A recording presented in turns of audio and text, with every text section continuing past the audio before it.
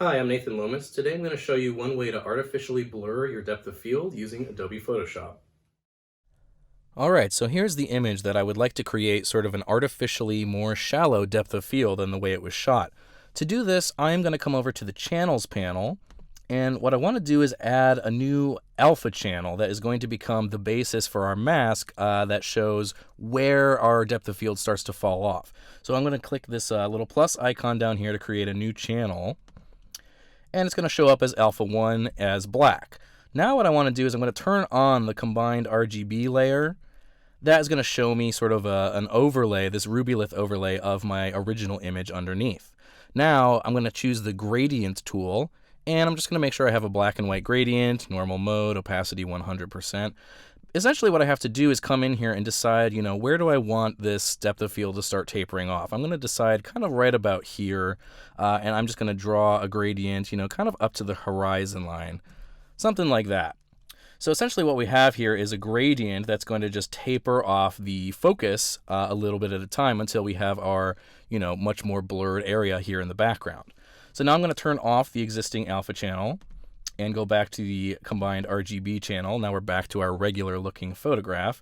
We could even come back to the layers panel at this point. And now I just need to make a duplicate of the background layer. To do that, I'm going to make sure the background is selected, come up to layer, and choose duplicate layer. And a lot of times I like to rename my layer so I know what's happening here. So I'm going to call this blur background, hit OK. All right, so now what I can do is come up to filter, blur, and I'm going to use lens blur in this case. This will try to give the most realistic sense of blur possible. And a dialog box is going to pop up that gives you a preview of how your image will look, which may take a moment. It's trying to render, all that information. Now here, what I want to make sure is happening is under where it says depth map, I want the source to be set to alpha 1, the channel that we created. Right now, often the default is going to be set to none, which is going to result in the whole of your image being blurred, and it's not taking into account the area that we want to mask. So I'm going to go ahead and make sure that it is set to alpha 1. And again, that may take a moment just to load that preview. There we go. So that looks pretty good for the most part. Our foreground is definitely nice and sharp, and it starts to taper off about midway through the image.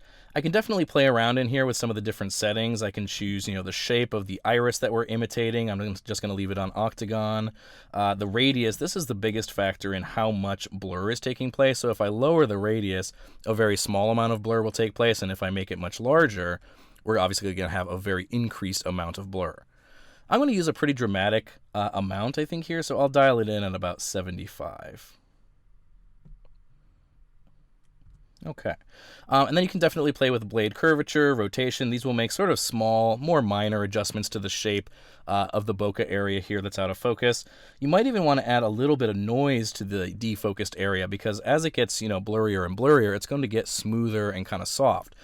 So if you do want to go that route, I would recommend, you can add your amount here. And then I would probably choose with a monochromatic image, monochromatic noise. You may change this if you're working with a color image. So I might add just a tiny bit of noise here, nothing too much, maybe just about 2 for the amount. Okay. And once I'm happy with how the preview looks, I'm going to go ahead, hit OK. Photoshop may take just a moment to render that. But what we'll end up with when it's done is the background layer or the copy of the background layer sitting on top that has the blur applied to it. So it's a non-destructive effect. We can always trash that layer, start over, use a different amount of blur if we want to change how much blur is taking place.